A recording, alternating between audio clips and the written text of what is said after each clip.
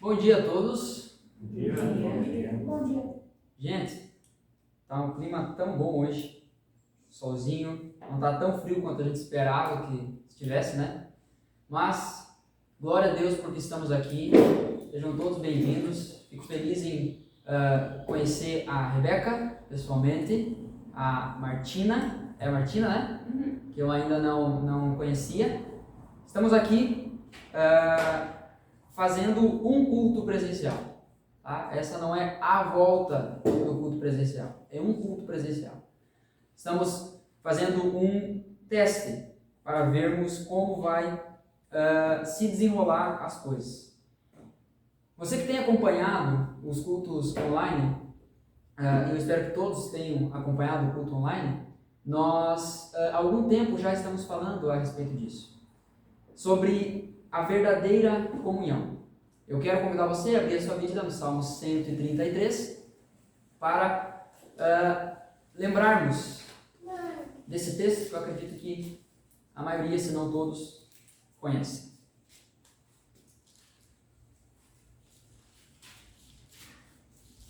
Salmo 133.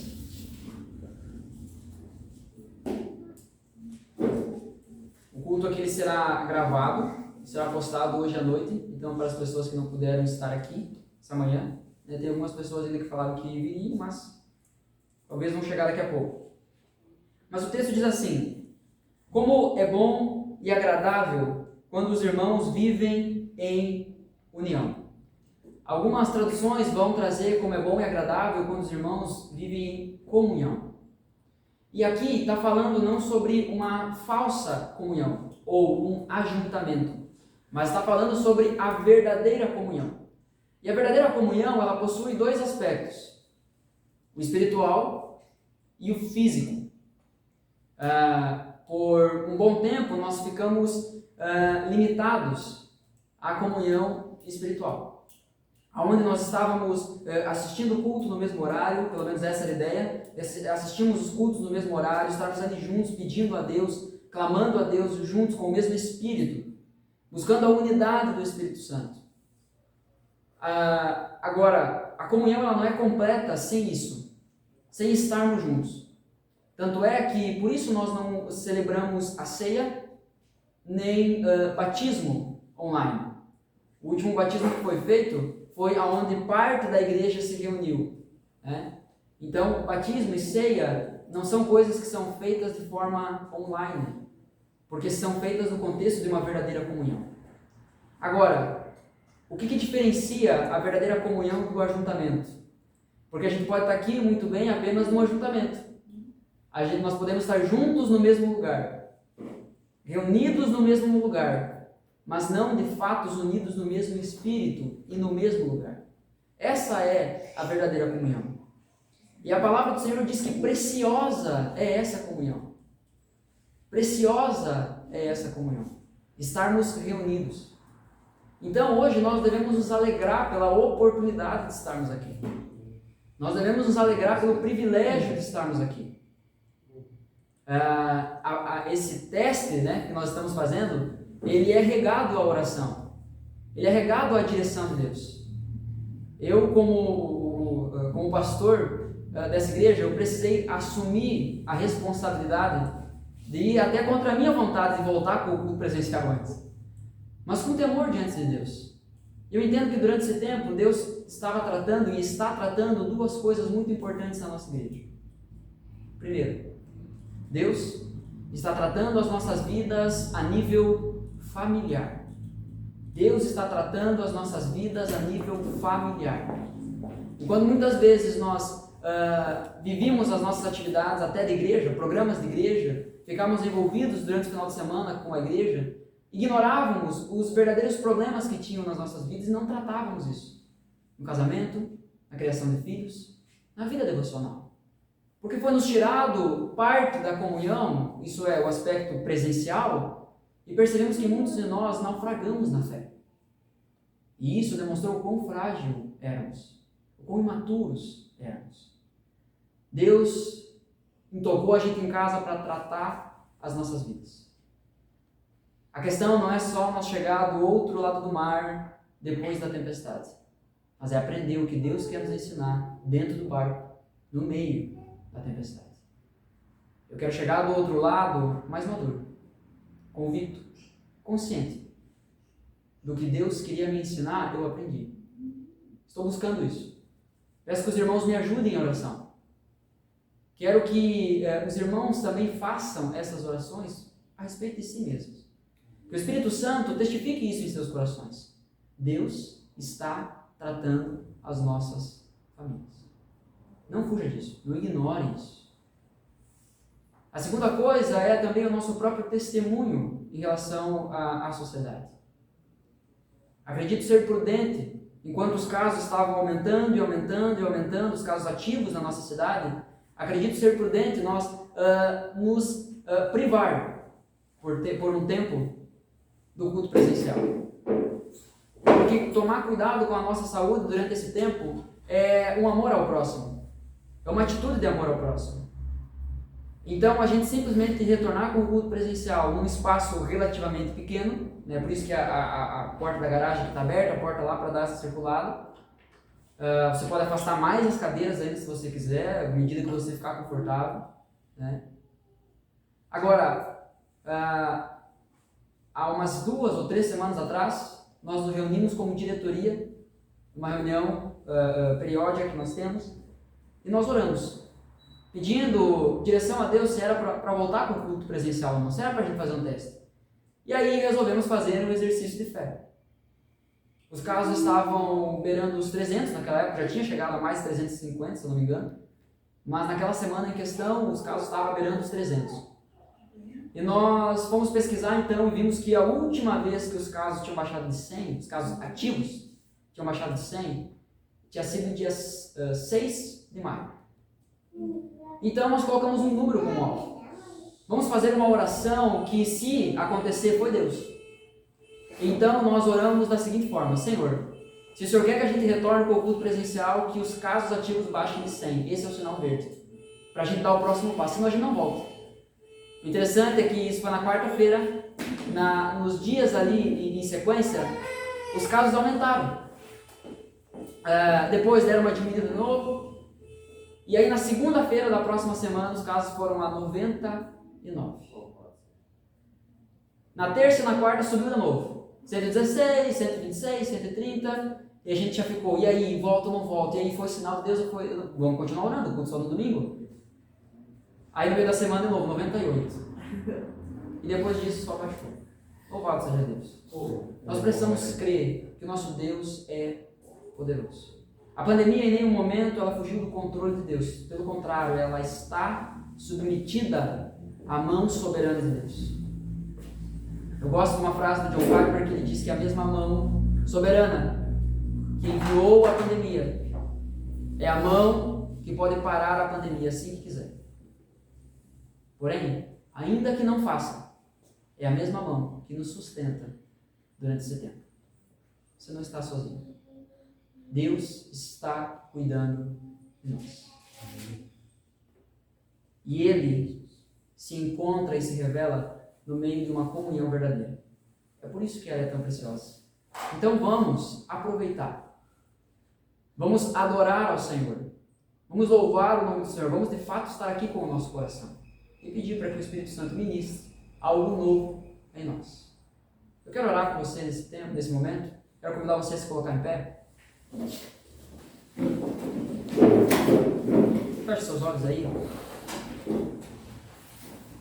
Senhor Deus Pai, em nome de Jesus, nós queremos te agradecer pela oportunidade, pelo privilégio de estarmos aqui essa noite.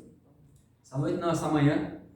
Pai, nós te agradecemos porque finalmente estamos aqui e a gente pode ter um gostinho do que nós viveremos em breve no nosso tempo que está sendo erguido, está avançando. Nós pedimos a Deus que o Senhor conduza cada detalhe da nossa construção, mas Pai, muito mais do que entrar lá e encher de gente, nós clamamos a Deus que os nossos corações estejam cheios da Tua presença. E isso começa agora, enquanto a nossa comunhão presencial ainda está limitada. Ó Deus, eu te agradeço por cada um que está aqui essa manhã. Eu te louvo, ó Deus, porque o Senhor trouxe cada um de nós aqui. E se o Senhor nos trouxe, é porque o Teu Espírito deseja falar algo aos nossos corações. Que possamos estar abertos para que o Senhor ministre algo novo em nós. Em nome do Senhor Jesus Cristo, nós oramos assim. Amém.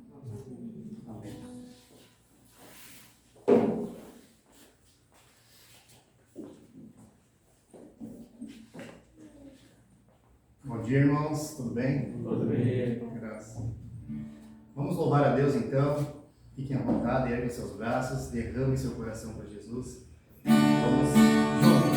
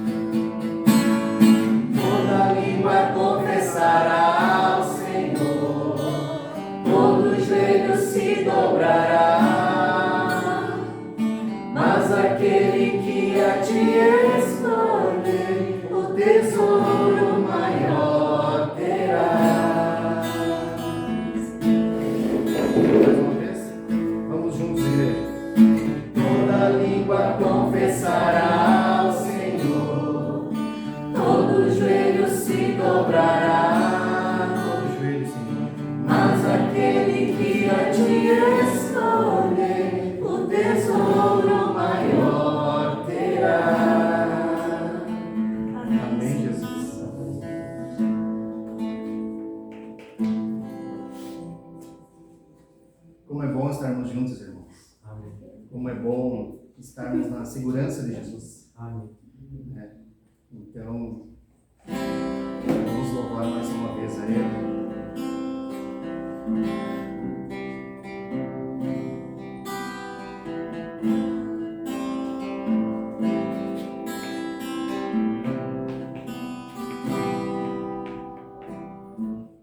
Seguro estou nos braços daquele que nunca me deixou.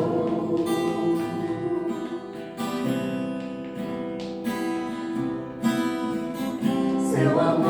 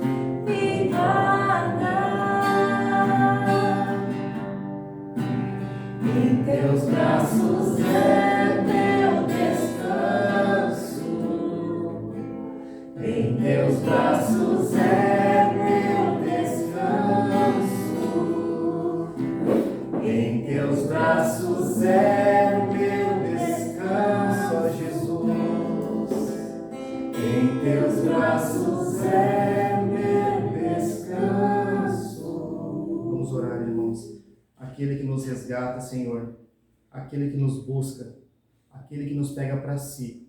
Te agradecemos por isso, Jesus. Te agradecemos e te louvamos, Deus. Te louvamos, pois Tu é bom, o tempo todo Tu é bom, Deus. Maravilhoso. Obrigado pela essa igreja, Deus. Obrigado por ter nos chamado. Em nome de Jesus. Amém. Amém. Louvado seja Deus. Que verdades maravilhosas essas que a gente cantou, hein? Um convite à adoração, e não é uma adoração ao vazio, não é uma adoração que nos pede por inteiro e nos deixa assim jogados ao vento, mas é uma adoração àquele que nos abraça, que nos cuida, que nos segura com a sua forte mão. Louvado seja Deus por isso. Gentes boas, eu estava com a vontade de pregar num culto presencial que vocês não fazem ideia. Que saudade! Ontem, o Kleber, chefe de obras do Vini, ele é líder dos jovens lá da Igreja Quadrangular, e ele cometeu a loucura de me convidar para pregar lá. Então ontem eu estive lá, tiveram alguns irmãos que estiveram comigo, né? Pedi para que estivessem orando por mim. E eu achei que eu ia estar com menos vontade de pregar hoje, mas não estou. Estou mais animado hoje ainda do que ontem. Eu quero dizer para vocês que São Luís Gonzaga é a melhor cidade desse mundo. Porque é a cidade que eu moro. Não porque eu estou aqui, mas na minha visão, na minha perspectiva, essa é a melhor cidade do mundo. Porque é aqui que eu estou morando, é aqui a minha igreja, aqui está a minha família espiritual, aqui estão os meus irmãos, aqui a minha filha irá nascer, e eu louvo a Deus por isso. Então eu fico, irmãos, sinceramente ofendidos quando alguns, até irmãos dentro da igreja, vêm se desfazer da nossa cidade. A igreja local é a esperança do mundo. Da nossa igreja, Deus vai transformar esse mundo.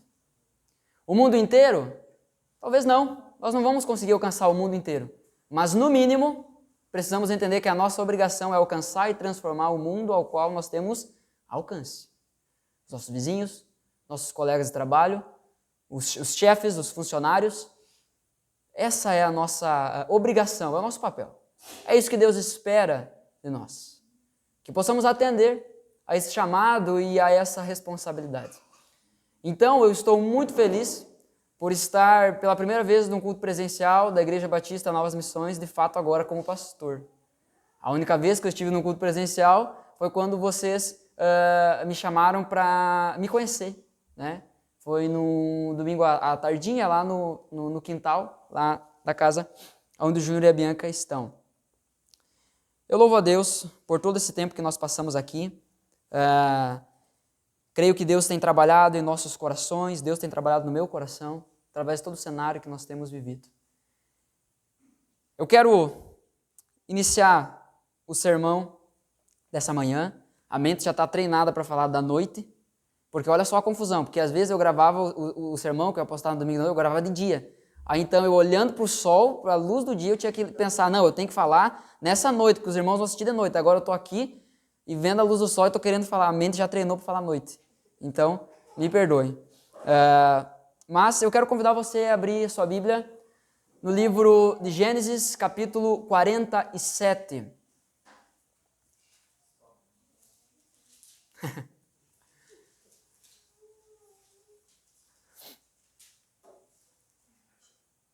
Gênesis, capítulo 47.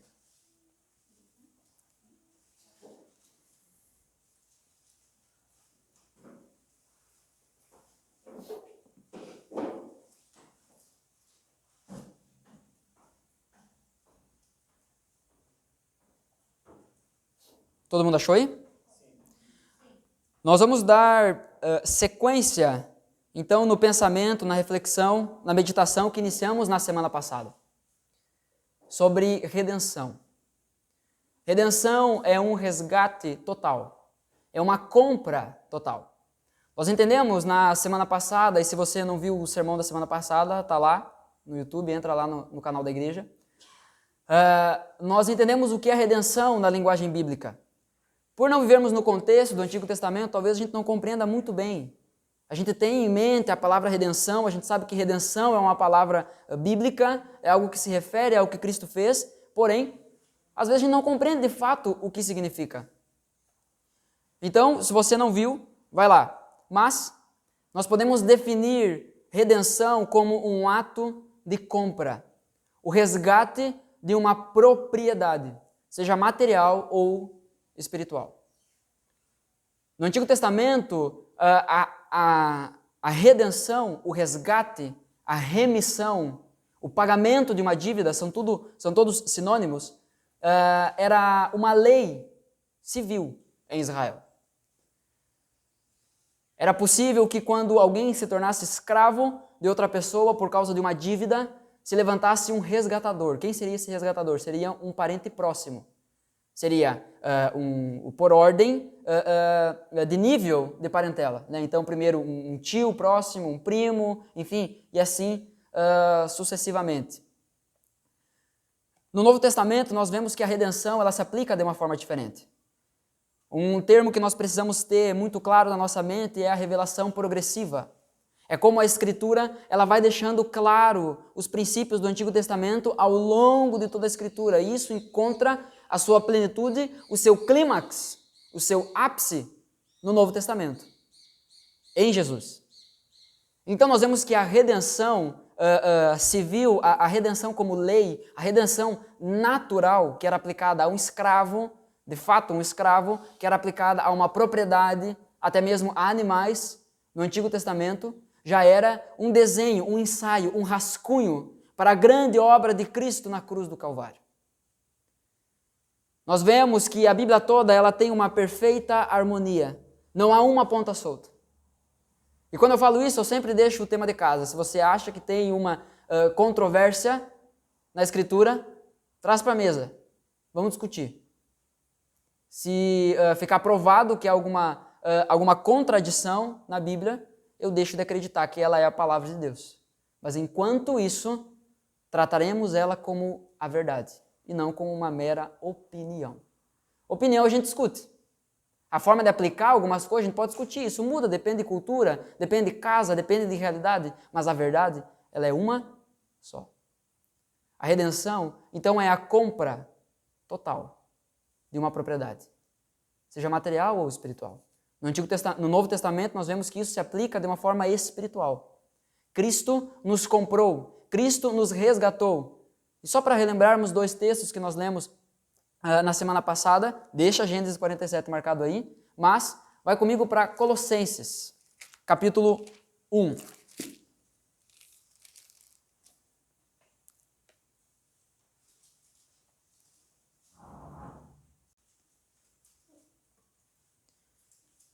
Capítulo 1 não, é o capítulo 2.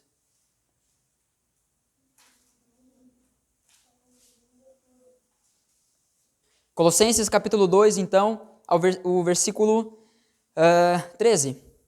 Diz assim: Vocês estavam mortos por causa de seus pecados e da incircuncisão de sua natureza humana.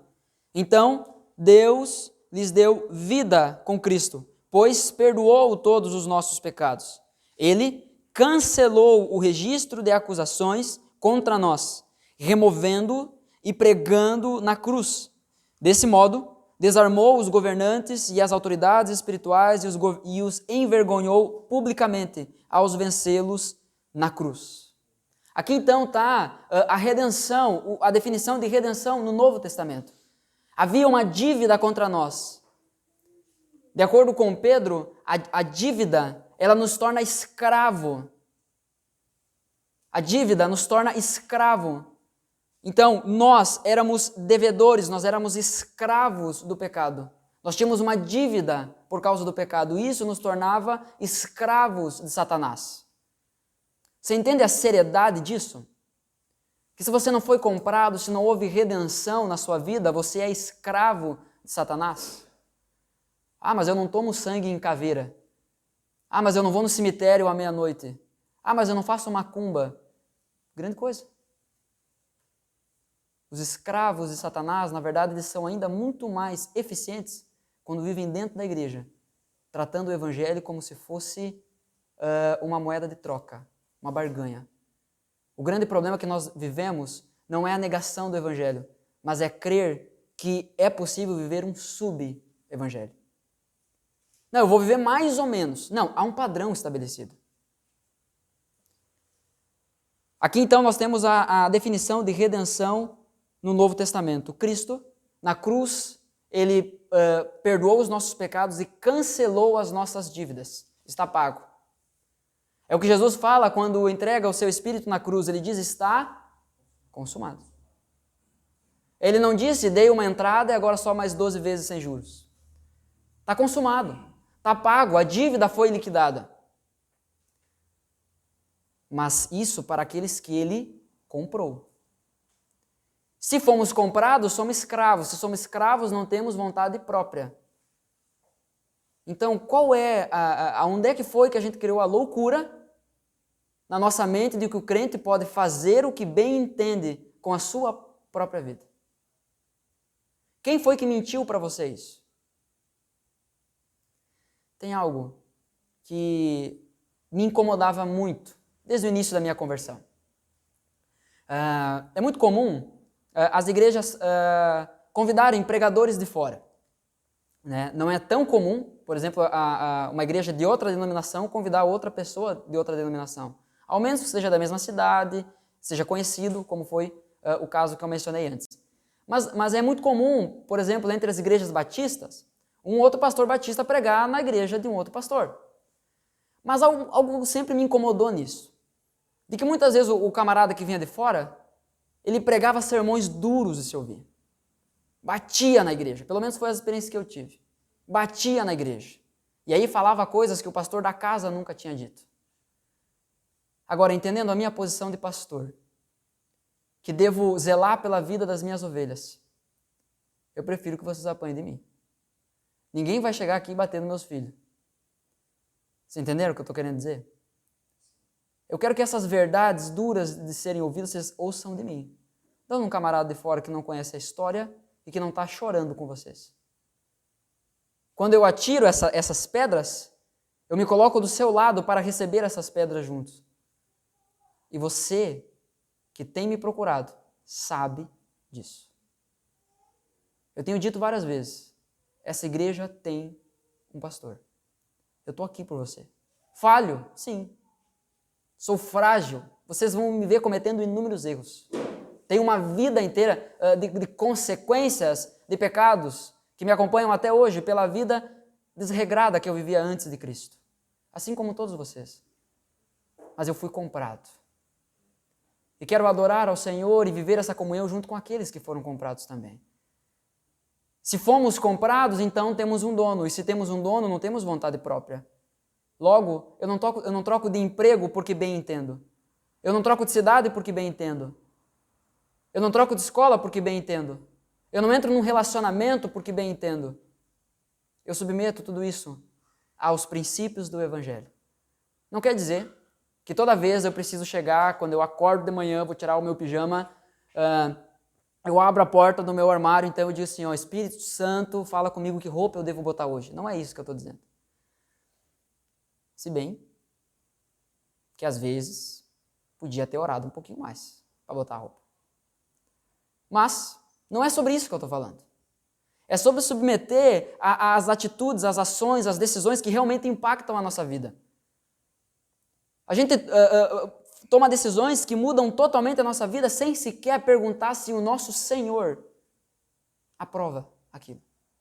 Se essa nova decisão, se essa nova fase da nossa vida vai glorificar a Deus, vai nos dar permissão, condições de servir ao Senhor com intensidade, constância, se vai me fazer pecar, se no caso de trocar emprego vai fazer com que eu consiga sustentar a minha família, e o homem principalmente precisa entender isso, que ele é o provedor do lar, o homem deve trabalhar. O homem não tem escolha se pode ou não pode, o homem deve trabalhar. O homem que não trabalha não tem nem cara de homem. O homem deve trabalhar, o homem é o provedor. Ah, pastor, a mulher não pode trabalhar? Não é isso que eu estou dizendo. Vai lá, aumente seu salário, aumente sua renda, viva melhor financeiramente para a glória do Senhor. Abençoe a vida de outras pessoas. Nós precisamos consultar a Deus a respeito das nossas decisões da nossa vida. Isso mostra que Ele é de fato o nosso Senhor. Não podemos agir como se fôssemos livres. Nós somos chamados para sermos livres do pecado. Mas não que nós não temos um dono.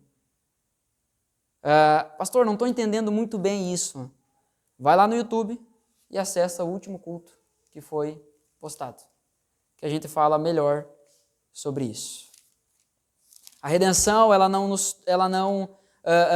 nos deixa sem um dono, apenas troca o dono da propriedade. Antes, éramos escravos de Satanás por causa dos nossos pecados, agora somos escravos de Cristo, pelo seu grande amor.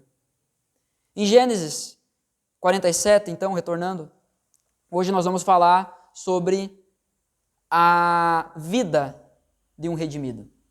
A vida de alguém que foi resgatado. Pensando mais uma vez na revelação progressiva, pensando mais uma vez na tipologia bíblica, quem acompanhou o culto do domingo passado, lembra o que é a tipologia bíblica? São figuras, ensaios, rascunhos do Antigo Testamento, coisas do Antigo Testamento que apontam para coisas que ficam mais claras no Novo Testamento, como a própria redenção. Nós vemos que Boaz, a história de Ruth como um todo, ela é uma história de redenção, ela é a história de um resgate. E hoje nós vamos introduzir aqui o sermão com a história de uma outra tipologia de resgate, José. Gênesis 47, a partir do versículo 13, diz assim então: a essa altura, a escassez era tanta que se esgotaram todos os mantimentos, E havia gente passando fome em toda a terra do Egito e de Canaã. Com o tempo, vendendo cereais para o povo, José arrecadou todo o dinheiro do Egito e de Canaã e o depositou no tesouro do faraó. Quando acabou o dinheiro do povo do Egito e de Canaã, todos os egípcios foram implorar a José: não temos mais dinheiro. Por favor, dê-nos alimento, ou morreremos de fome diante dos seus olhos. José respondeu: visto que seu dinheiro acabou, tragam-me seus animais, e eu lhes darei alimento em troca. Então, eles entregaram seus animais a José em troca de alimento. José lhes forneceu um mantimento para mais um ano, em troca de seus cavalos, rebanhos de ovelhas, bois e jumentos. Versículo 18. Mas aquele ano chegou ao fim, e no ano seguinte o povo voltou a José dizendo: não podemos esconder a verdade. Nosso dinheiro acabou, e nossos rebanhos e gado lhe pertencem. Não nos resta coisa alguma para oferecer, além de nosso corpo e nossas terras. Por que morreríamos de fome diante dos seus olhos? Compre nossas casas, compre nossas propriedades e a nós mesmos, como servos do faraó. Dê-nos cereais para que vivamos e não morramos, e para que a terra não fique vazia e desolada. Assim, José comprou toda a terra do Egito para faraó. Todos os egípcios venderam seus campos, pois a fome era terrível, e em pouco tempo todas as terras passaram a ser propriedade de faraó. Quanto ao povo, José os tornou todos escravos, de uma extremidade do Egito à outra. As únicas terras que não comprou foram as dos sacerdotes. Eles recebiam do faraó uma porção regular de mantimentos, por isso não precisaram vender suas terras. Versículo 23. Então José disse ao povo: hoje eu comprei vocês e suas terras para o faraó. Em troca, fornecerei sementes para cultivarem os campos. Quando vocês os ceifarem, 1/5 da colheita será do faraó, ou seja, 20%. Fiquem com os outros 4/5, 80%. E usem como alimento para vocês, para os membros de sua casa e para suas famílias. O que diz o versículo 25, Silvano? Responderam eles: a vida nos tem dado, achemos mercê perante meu Senhor e seremos escravos de Faraó. O Senhor salvou nossa vida, exclamaram. Eles estão falando isso para José. O Senhor salvou nossa vida, exclamaram. Permita-nos servir ao faraó. Aqui nós temos um exemplo de tipologia bíblica. José é um resgatador. Sem essa compra de José, o povo morreria, e o próprio povo reconhece isso. Perguntas com respostas óbvias, mas para ser didático nesse momento. De quem era a semente que estava sendo plantada na terra? De quem? Sim, é de Deus, porque Deus manda em tudo. Mas quem tinha comprado essa semente? José. José era funcionário de Faraó. Então, a semente pertencia a Faraó. De quem eram os campos que estavam sendo plantados? De quem? Do Faraó. De quem que era a mão de obra para todo o trabalho? Faraó. As pessoas, né, os bois, o maquinário da época, tudo era do faraó. Logo, de quem era a colheita? Do faraó.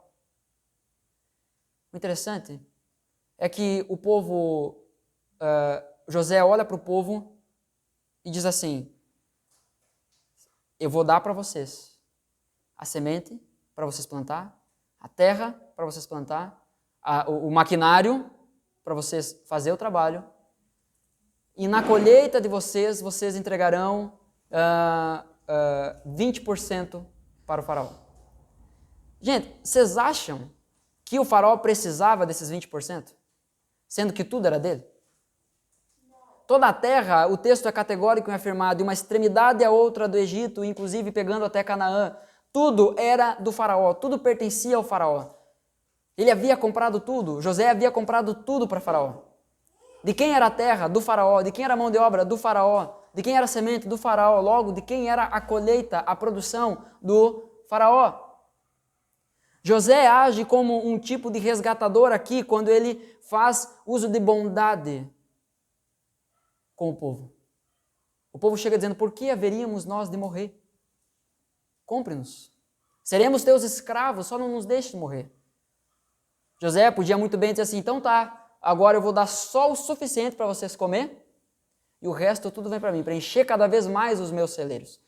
Mas nós precisamos lembrar que ainda que José estivesse sob o comando de Faraó, o coração dele era rendido ao Senhor. Deus havia colocado José como governador do Egito por um motivo: para preservar o seu povo. Ou melhor, para resgatar o seu povo. Nós vamos ver como a família de Jacó, os outros irmãos de José, o pai de José, vão todo ao Egito comprar também comida. E depois José faz uso de bondade com eles também. E assim preserva a nação de Israel. Que lá na frente da história vai crescer, vai se multiplicar, vai se tornar numerosa. E aí surge um rei que não conhecia José, escraviza o povo. E aí lá na frente nós vamos ter o surgimento de Moisés, que é levantado por Deus para libertar o povo. José é um resgatador levantado por Deus para preservar o povo, para resgatar o povo da morte certa, porque a fome havia tomado conta de todo mundo. Mas para isso ele enviou primeiro José na frente. Esse tributo, esses 20% que o povo deveria entregar para o faraó, não era para manter faraó rico ou para sustentar faraó. Tudo era dele. Mas era uma lembrança. Era uma lembrança de quem é que manda. Porque se fosse sobre acumular mais riqueza, ele inverteria. Ele diria: fiquem vocês com 20% e me dê os 80%. Ou fiquem vocês com 10%, com 5%, com 3% e me dê todo o resto. A questão não era o sustento do templo, do reino de Faraó, mas era uma lembrança de quem é que mandava na história. Quem detinha todo o poder. Há um ditado que eu ouvi uma vez e me marcou bastante: favor que você não lembra que é favor, vira obrigação. Daqui a pouco, o povo já estava dizendo: mas como assim eu vou entregar 20% do que é meu? Eu plantei, eu trabalhei, o faraó não botou o pé aqui. Foi na força do meu braço que eu conquistei. Já ouviu isso em algum lugar? A verdade é que tudo era do faraó. A devolução era apenas um lembrete. Quando José coloca essa regra, e nós vamos ver que isso é estabelecido depois como lei para as futuras gerações. Quando nós vemos que José coloca essa regra, qual que é a postura do povo? Ninguém se levanta e diz assim: faraó está me roubando. Faraó quer meu dinheiro. Quem faraó pensa que é? Porque eles tinham convicção, uma consciência muito clara de que tudo pertencia a quem? Ao faraó. E nós? Que afirmamos que somos do Senhor. Porque muitas vezes vivemos como se as coisas fossem nossas. E eu não estou falando apenas sobre recursos. O papo sobre isso é no domingo que vem. Então, estou te dando uma chance de escapar. Mas se você realmente quer entender biblicamente os recursos à luz da Bíblia, venha domingo que vem. Agora, a questão é que como deve ser a vida de um redimido? Aquele povo foi comprado por José, foi livrado da morte, assim como nós fomos livrados da morte por Cristo. Como deve ser a vida, então, de um redimido, de um resgatado, de alguém que foi salvo da condenação do pecado? A resposta do povo aqui é muito clara e muito consciente, porque eles estavam gratos pelo resgate. Ele diz: nós encontramos favor aos olhos do Senhor. Do faraó, no caso, ele está dizendo. Por meio de José, então, que faz uso de bondade, o faraó resgata e preserva a vida do povo, e ele diz: certamente o serviremos. Eles estão mais ou menos dizendo assim: muito obrigado por ter salvo a minha vida. Muito obrigado por ter me tirado da morte. A partir de agora, tudo que eu tenho é teu. Isso é resgate. E essa deveria ser a nossa postura. Quando nós falamos que Cristo, Ele é Senhor das nossas vidas e nós somos seus escravos, isso não deve soar como algo negativo. Mas, na verdade, foi para a liberdade que Cristo nos chamou. Mas isso não significa que não tenhamos um dono. Ele nos chamou para a liberdade da condenação do pecado. Mas agora nós temos um dono. E como nós cantamos, não apenas aqui jogamos palavras com melodias ao vento. Nós cantamos a palavra de Deus. Nós declaramos aqui uma verdade bíblica, que nos braços dele é o nosso lugar. Nos braços dele é o nosso descanso. Então pouco me importa se as pessoas vão nos criticar e nós afirmarmos que somos escravos do Senhor Jesus.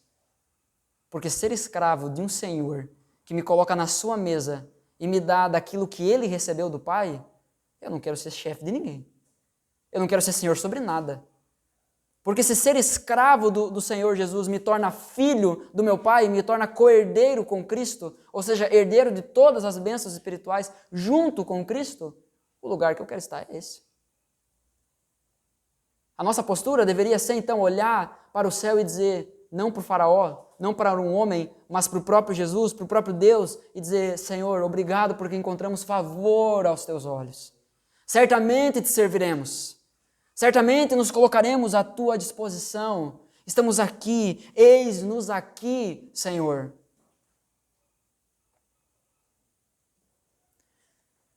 Para concluir essa ideia, eu quero convidar você a ir comigo para o Novo Testamento agora, na carta que Paulo escreve a Tito.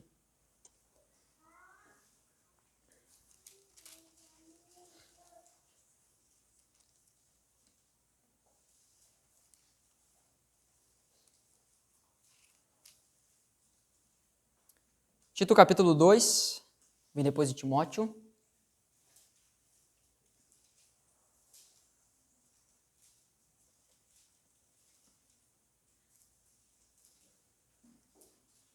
Tito capítulo 2, nós faremos a leitura a partir do verso 11.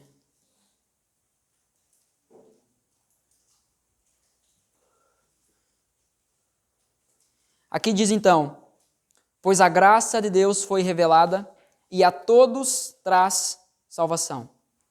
Somos instruídos a abandonar o estilo de vida ímpio e os prazeres pecaminosos. Nesse mundo perverso, devemos viver com sabedoria, justiça e devoção, enquanto aguardamos esperançosamente o dia em que será revelada a glória de nosso grande Deus e Salvador, Jesus Cristo. Ele entregou sua vida para nos libertar. Algumas versões vai trazer para nos redimir, que são sinônimos de resgate, de redenção. Ele entregou a sua vida para nos libertar de todo o pecado, para nos purificar e fazer de nós seu povo, inteiramente dedicado às boas obras. Comentei esses tempos com um irmão, que até ele deu risada. Eu falei assim, não existe uma transformação completa pela metade. Às vezes a gente quer ser totalmente transformado, mas pela metade. O pecado é irracional, o pecado deixa a gente meio burro, parece. Não faz sentido isso. A gente acredita que pode ser totalmente transformados pela metade. Todas as áreas da vida, menos essa. Menos a outra. Aqui, nesse texto, nós encontramos como deve ser a vida de um redimido. Como é a vida de um redimido? Alguém que foi resgatado por Deus. Alguém que foi comprado pelo sangue precioso de Cristo. O texto nos diz que a graça foi revelada e a todos traz salvação. A graça foi revelada da parte de Deus. Uma verdade que eu já disse muitas vezes e continuarei pregando isso aqui e aonde eu estiver.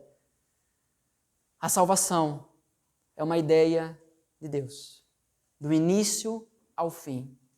Aquele que começou a boa obra em nós, Ele vai completar até o dia de Cristo Jesus. É Ele que opera em nós tanto o querer quanto o realizar. Ele é o autor e consumador da nossa fé. A graça, ela foi manifestada por Deus. Ela parte de Deus. O termo grego aqui por trás dessa revelação é algo que outrora estava escondido e agora foi revelado. Foi revelado a nós. Nós não a descobrimos.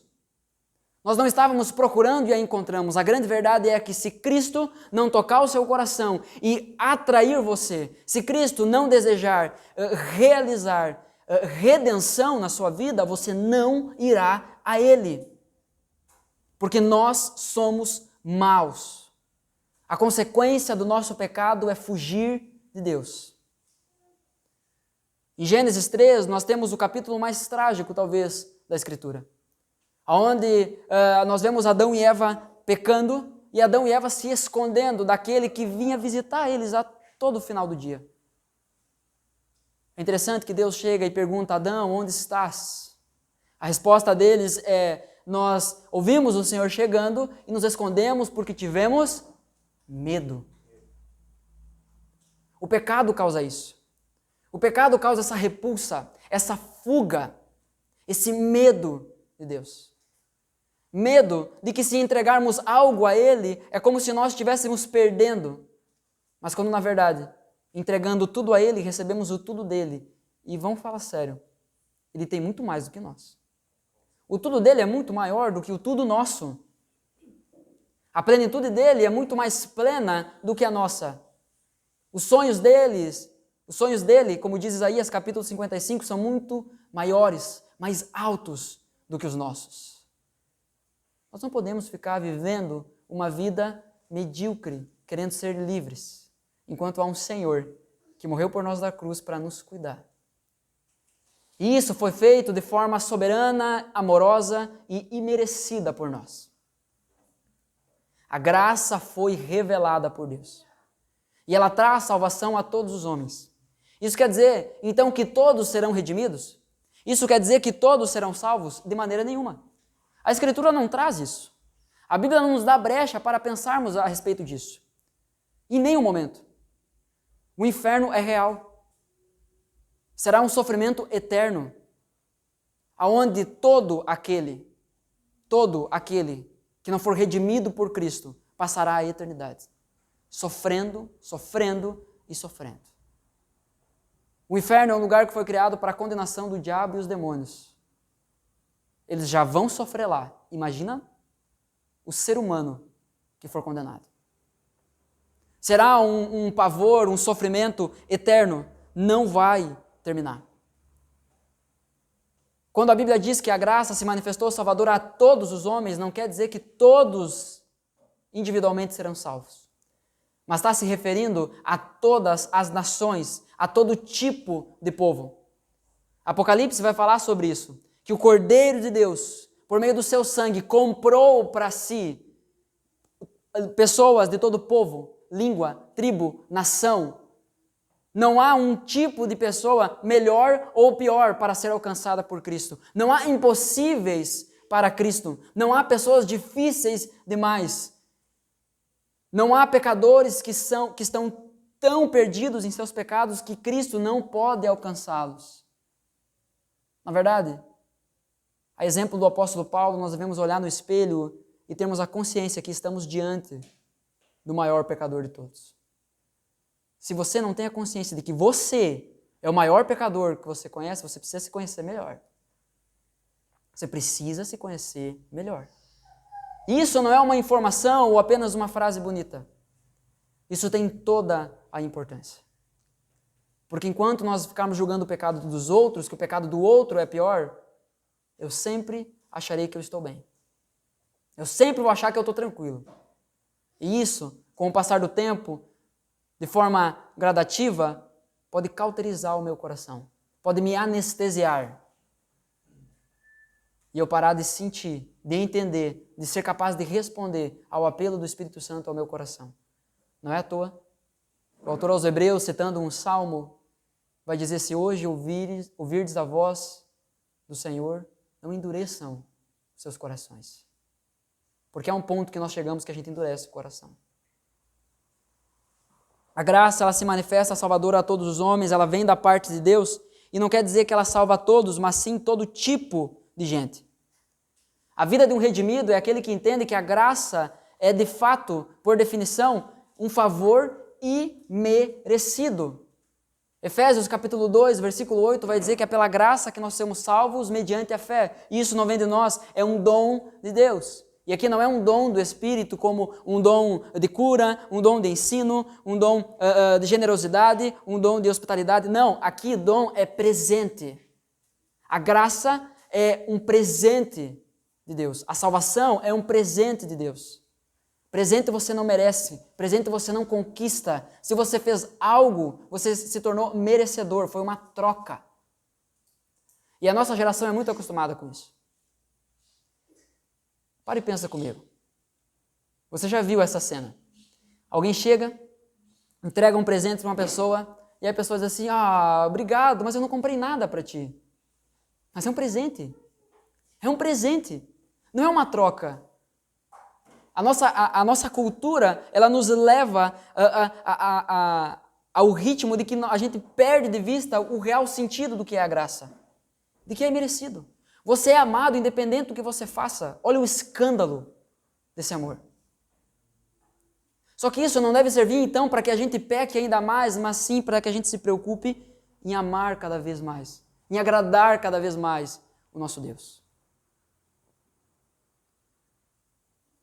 É interessante que a Bíblia é muito clara em afirmar em Efésios capítulo 2, versículo 10, que as boas obras, elas são causa, elas são consequências da nossa salvação e não causam ela.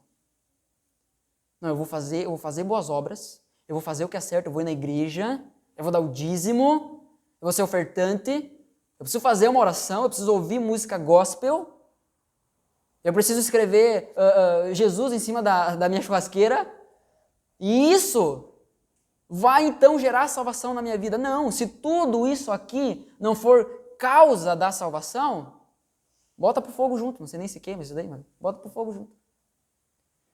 Porque todo o resto é consequência da nossa salvação, e não causa.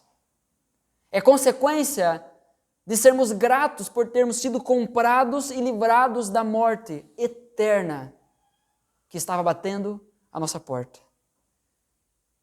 A salvação, ela vem de graça e ela é revelada por Deus. O versículo 12 diz que nós somos instruídos. Algumas versões vão trazer ensinados, conduzidos. Eu acho fantástico o termo que tem por trás do grego original aqui. É um pai que ensina a criança a dar os primeiros passos. É o que o Silvano fez com os filhos dele, é o que o Júnior e a Bianca fizeram com os filhos dele, é o que a Jaque e o Neres fizeram com o Davi, é o Davi, né? O Leandro vai fazer com a Radassa, a Cris fez com a Paulinha, o Leonardo, é o Leonardo, meu irmão? É o Leonardo. O Leonardo fez com o Miguel. Sabe, tu vai conduzindo. Tu vai ensinando, nenhuma criança aprende a caminhar sozinha. Tu pega na mão. E tu vai soltando aos poucos. Se for cair, tu segura. Até o momento em que ela consegue caminhar sozinha, firmar os seus próprios passos. Isso é o que a graça faz conosco.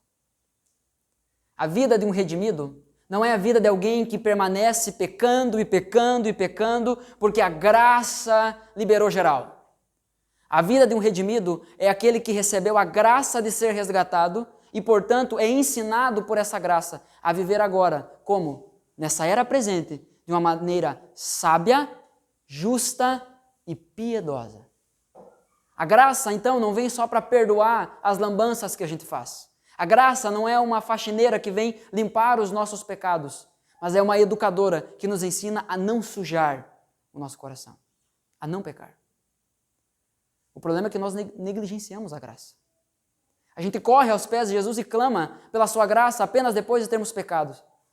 Quando na verdade deveríamos chegar aos pés da cruz e clamarmos ao Senhor: ó Deus, dê-me da tua graça para que eu não peque. Senhor, eu estou numa situação de tentação. Senhor, eu clamo a Ti, livra-me, dá-me da Tua graça, Senhor. Ensina-me a passar por esse momento. É a graça que nos ensina a viver de uma maneira sábia, não apenas de uma maneira que tem conhecimento. Existe uma grande diferença entre conhecimento e sabedoria. Conhecimento é saber que o tomate é uma fruta. Sabedoria é não colocar ele na salada de fruta. Conhecimento é você saber a respeito de algo. Sabedoria é você entender como agir dentro daquele conhecimento que você tem. Conhecimento a gente tem. Nós sabemos João 3,16 de cor. Nós sabemos que se o Senhor é o nosso pastor, de nada teremos falta. Nós sabemos que Deus amou o mundo de tal maneira que enviou o seu único Filho. Nós sabemos todas essas coisas. Nós sabemos que em Deus nós somos mais do que vencedor. Nós sabemos que se buscarmos em primeiro lugar o reino de Deus e a sua justiça, as demais coisas serão acrescentadas. Nós sabemos que os planos deles são mais altos, os sonhos deles são maiores. Nós sabemos tudo isso. Nos falta sabedoria. E quem vai nos ensinar é a graça. Portanto, busque essa graça. Clame por essa graça. A graça não é aquela pomba que representa o Espírito Santo descendo sobre Jesus no batismo, de forma mansa. Você precisa buscar ser ensinado pela graça. Você precisa lutar por isso, você precisa pedir isso. Não que em algum momento você vai fazer por merecer, mas a sua busca, o seu empenho, o seu esforço vai demonstrar a Deus o quanto você deseja aquilo. Porque se você quer mais dinheiro, você trabalha. Se você quer alcançar algum objetivo, você vai atrás. Você quer se formar, você estuda. A gente quer a graça, mas fica de uma forma passiva esperando. A graça, ela nos instrui, então, a viver de uma maneira sábia, justa. E aqui, essa justiça não é de acordo com a nossa própria justiça. Mas aqui, a maneira justa de se viver é uma maneira correta diante de Deus. Romanos, capítulo 12, o versículo 1 e 2, vai trazer essa ideia. De nós nos oferecermos como sacrifícios vivos no altar do Senhor, como uma oferta agradável a Ele. Um culto verdadeiro é um sacrifício que somos nós no altar do Senhor, e esse sacrifício, esse culto, essa oferta do nosso próprio coração precisa ser agradável a Deus. O culto não é sobre nós. O culto não é sobre mim, sobre o Júnior e a Bianca que estavam aqui na frente, sobre o Leandro e a Mertiele que cederam a garagem. O culto não é sobre vocês que se dispuserem a estar aqui. O culto não é sobre aqueles que verão apenas à noite o culto. O culto não é sobre ninguém, o culto é sobre Jesus. É a Ele que nós devemos agradar, é Ele que importa. Portanto, é isso aqui que nós devemos estar apegados. Esse deve ser o centro da nossa vida. A maneira justa de se viver que a graça nos ensina não é uma maneira justa simplesmente diante das pessoas, mas é diante de Deus. Uma maneira sábia, justa e piedosa. Piedosa aqui, não é, às vezes a gente confunde piedade com pena. Eu tive piedade daquele morador de rua e o ajudei. Não que a piedade em si não tenha esse aspecto. Mas a piedade envolve, aqui, a ideia é piedade para com Deus. É uma busca pela presença divina. É uma busca por comunhão, por relacionamento com Deus. É a graça que vai nos ensinar isso. Pastor, eu não sei orar. Pastor, eu não sei buscar a Deus. Pastor, eu não sei como fazer o meu momento devocional. Mas faça. Chega diante de Deus e fala isso. Deus, eu estou aqui e eu não sei como fazer esse negócio. O Senhor pode me ajudar? A graça cumpre esse papel. Logo, a graça, então, ela tem esses dois lados de uma mesma moeda, para perdoar e para ensinar. Não só para limpar, mas para evitar que se suje. Nós não podemos negligenciar, baratear essa graça. Nós devemos viver assim, um redimido, então ele entende que a graça foi revelada por Deus, ela salva todo tipo de gente. Não quer dizer que todas as pessoas, mas todo tipo de pessoas. A graça ensina a gente a abandonar os prazeres pecaminosos, a vida pecaminosa desse mundo, a viver de uma maneira sábia, justa e devota, piedosa, enquanto aguardamos a gloriosa manifestação do nosso Senhor e Salvador, Jesus Cristo. Jesus já voltou? Se ele já voltou, a gente está ferrado. Jesus não voltou ainda. Então nós ainda estamos no enquanto. Enquanto isso, quando que a gente deve viver assim? Enquanto aguardamos a gloriosa manifestação do Senhor Jesus Cristo. Ele vai voltar para buscar a sua igreja. Ele vai voltar para buscar a sua igreja. O dia está cada vez mais perto. Paulo, escrevendo a uma igreja, não lembro agora qual é a carta, em que carta que ele menciona isso, mas ele vai dizer, o dia da volta do Senhor está ainda mais perto do dia em que vocês creram, no princípio. A cada dia nós estamos mais perto da volta de Jesus. Se nós não olharmos para esse dia, o dia em que o nosso verdadeiro resgatador, o nosso verdadeiro redentor, se nós não termos em mente o dia que Ele virá para nos buscar, nós não teremos incentivo, motivação, força nenhuma para viver enquanto aqui na terra. Nós precisamos olhar para esse dia, aguardar esse dia, clamar por esse dia e se preparar para esse dia. Porque Ele vai voltar. Enquanto nós aguardamos, eu não sei se você pensa sobre isso, mas eu gosto muito de pensar qual vai ser a minha reação quando Jesus voltar. E eu às vezes tenho,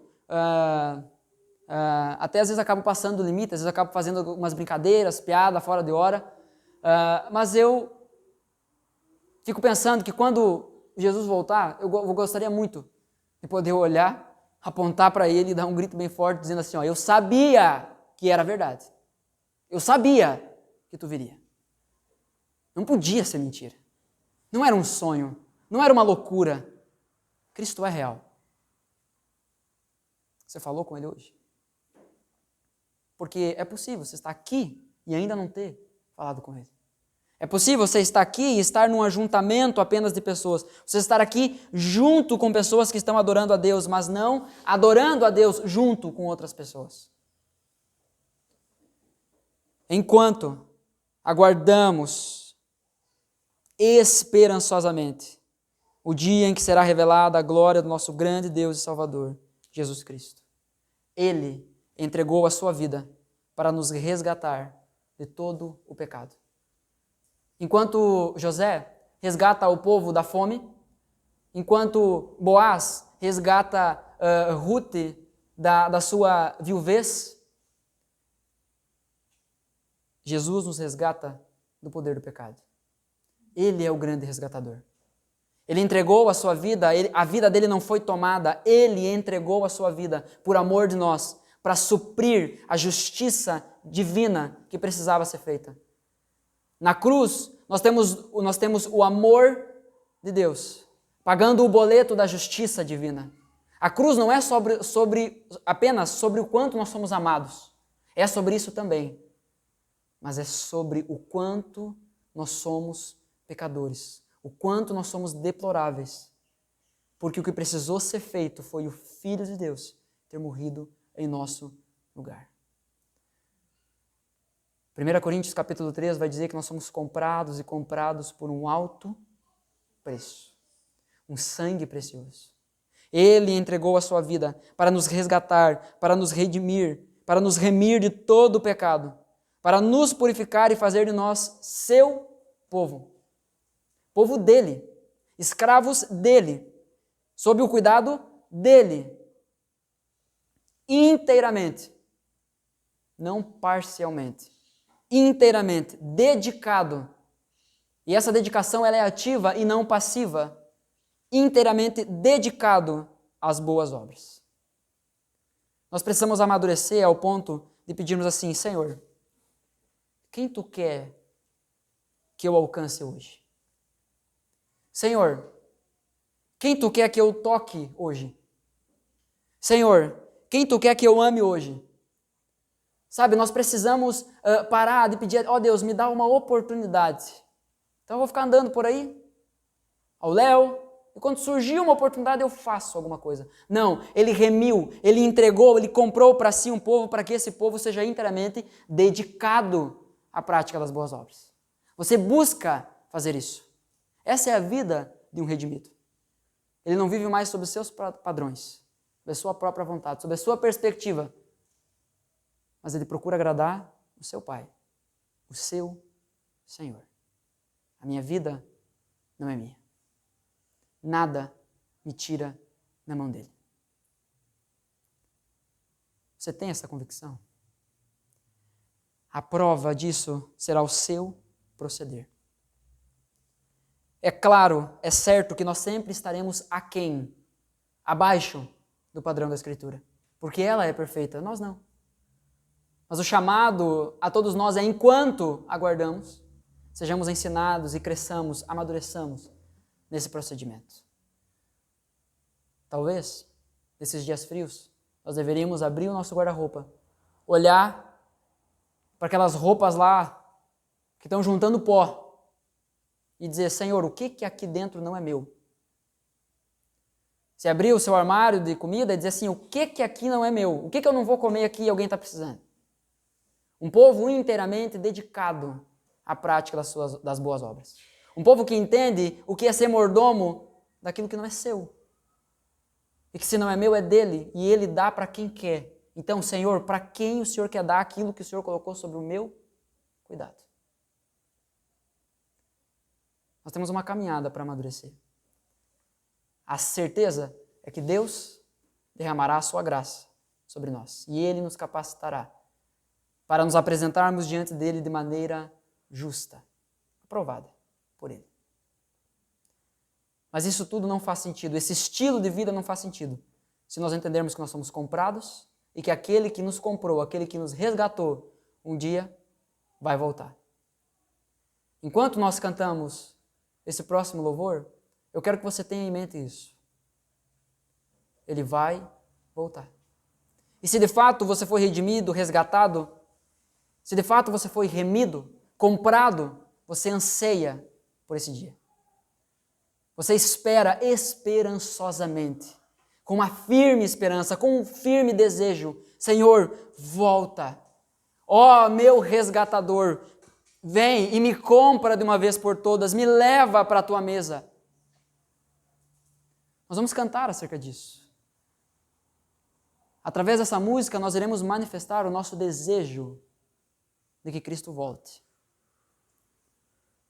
E é claro que só teremos esse desejo se cremos que iremos com Ele. Porque quem não vai com Ele, não deseja isso. Eu quero deixar essa pergunta para que o Espírito Santo testifique em seu coração e você a responda. Você foi comprado? Você é dele? A carta aos Efésios diz que aqueles que foram comprados por ele possuem um selo, o selo do Espírito Santo, para o dia da redenção. Sabe o que é esse selo? É um carimbo dizendo assim, ó, é meu. Então a nossa postura deve ser declarar que nós somos dele e vivermos, de fato, assim. Essa é a vida de um redimido. Vivida pela graça, capacitada pela graça. Que o Senhor, e mais ninguém, testifique isso em seu coração. Depois que nós cantarmos, eu voltarei aqui, nós vamos orar e aí encerrar o nosso culto. mas mantenha o seu coração aberto. Converse com Deus acerca disso. Não se disperse.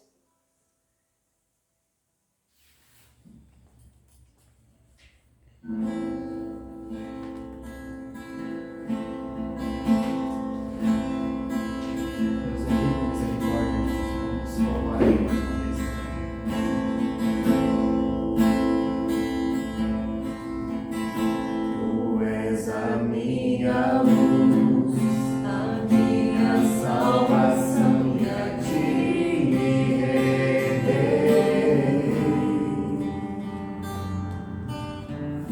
Se ao teu lado estou, seguro em tuas mãos, eu nada temerei.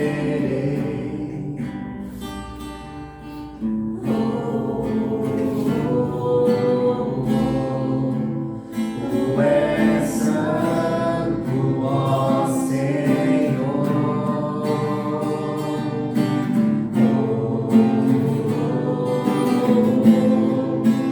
Tu és digno de louvor. Só em ti confiarei, eu nada temerei. Em frente eu irei, pois eu sei que vivo estás e um dia voltarás no céu pra nos buscar, pra sempre reinarás. Aleluia.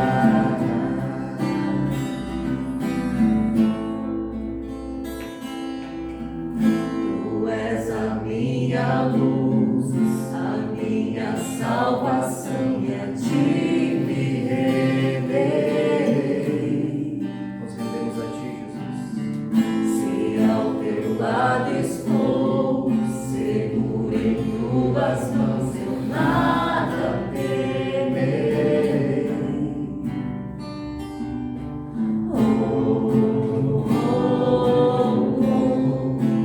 Tu és santo, ó Senhor.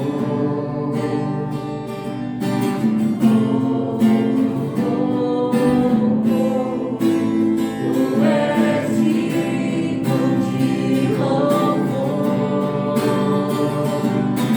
Só em ti confiarei, eu nada temerei. Em frente eu irei, pois eu sei que vivo estás e um dia voltarás no céu pra nos buscar, pra sempre reinarás. Aleluia. Só em ti confiarei, eu nada temerei. Em frente eu irei, pois eu sei que vivo estás e um dia voltarás no céu pra nos buscar, pra sempre reinarás. Aleluia.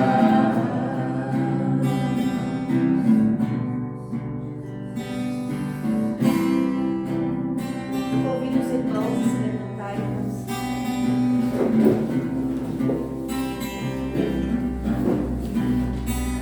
Vem Jesus, vem Jesus, Maranata, hora vem Senhor Jesus.